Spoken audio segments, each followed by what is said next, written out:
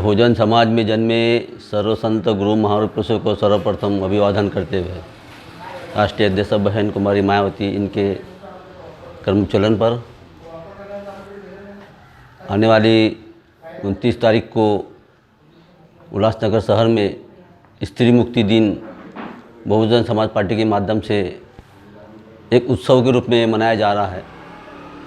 ये बहुजन महिला मुक्ति दिन बोले तो क्या, इतिहास में मनुस्मृति नाम की एक किताब जो मनु कायदे से इस देश की व्यवस्था चलती थी, जिसमें महिलाओं को शूद्र के बराबर व्यवहार करना पड़ता था। स्त्री को न शिक्षा का अधिकार था, न गहने पहनने का अधिकार था, न अच्छे कपड़े पहनने का अधिकार था, न अच्छा रहने का अधिकार था। तो उस मनुस्मृति को सबसे पहले विरोध अगर किसी ने किया होगा तो चरवाक। चरवाक एक राजा थे, उनका इतिहास शायद बहुत कम लोगों को पता है। उसके बाद में इसको अगर किसी ने छेद दिया होगा तो तथागत सिद्धार्थ गौतम बुद्ध ने।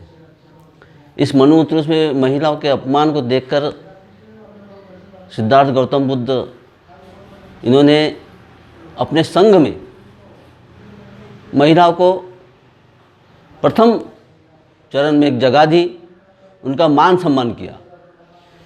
इस मान सम्मान के विरोध में जाकर मनुस्मृति के अनुसार जो मनुवादी लोग थे, उन्होंने गौतम बुद्ध का बहुत बड़े पैमाने पर विरोध किया, मारकाट की।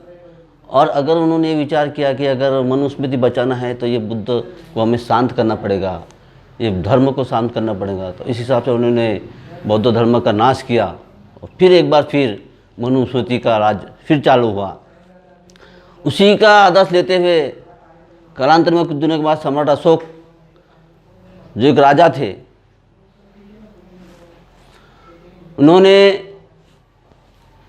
अपने राज्य में खुशहाली और सम्मानजनक जिंदगी सबसे पहले महिलाओं को दी, उनका मान सम्मान किया। लेकिन उनका भी विरोध किया गया कि ये मनुस्मृति के हमारे धार्मिक धर्म के खिलाफ है। फिर भी सम्राट अशोक ने उनको बहुत अच्छी तरीके से नारी को सम्मान दिया। उसके बाद हम नीचे आते हैं, उसी मनुस्मृति कायदे के अनुसार छत्रपति शिवाजी महाराज आते हैं।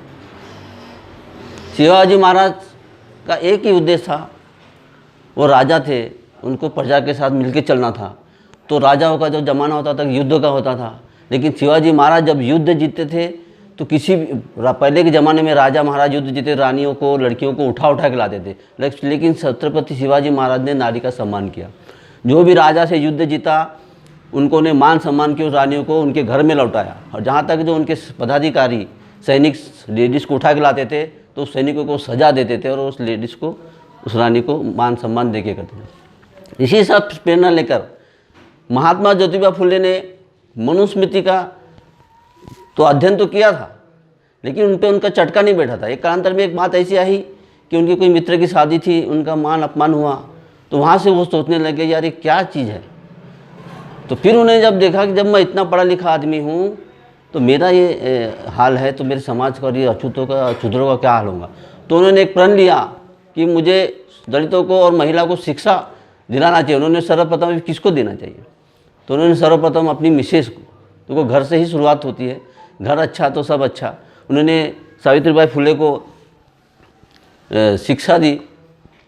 सावित्रीबाई शिक्षा लेने के बाद में टीचर उनको नियुक्त किया। जब टीचर लेने जाती थी तो ये मनुवादी व्यवस्था के साथ मनुवादी के लोग उन पर कीचड़, डगर, पत्थर फेंकते थे।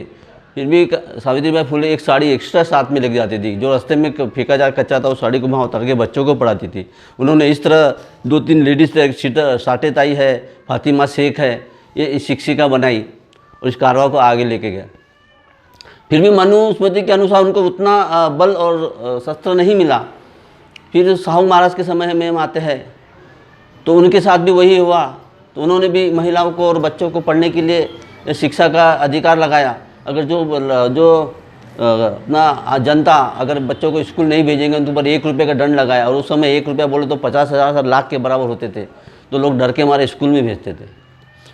फिर भी मनुवादी लोग मनुतत्व के हिसाब से ही देश चलता था। भले अंग्रेज़ों का राज था, भले अंग्रेज़ों का था, लेकिन हमारे जो हिंदुस्तान की जो भारत की जो व्यवस्था थी वो मनुस्मृति ही चलती थी। ये सब का गहन अध्ययन बाबा साहब ने किया। इसलिए बाबा साहब फुले साहू शिवाजी महाराज भगवान बुद्ध को गुरु क्यों मानते हैं कि उन्होंने स्त्री मुक्ति के लिए और शूद्र मुक्ति के लिए लड़ा। तो बाबा साहब ने बहुत अध्ययन करने के बाद एक किताब लिखी, हिंदू कोड बिल। उस बिल के माध्यम से स्त्रियों को जो मनुस्मृति में अधिकार नहीं थे, वो अधिकार बाबा साहब ने हिंदू कोड बिल में महिला को दिलाया।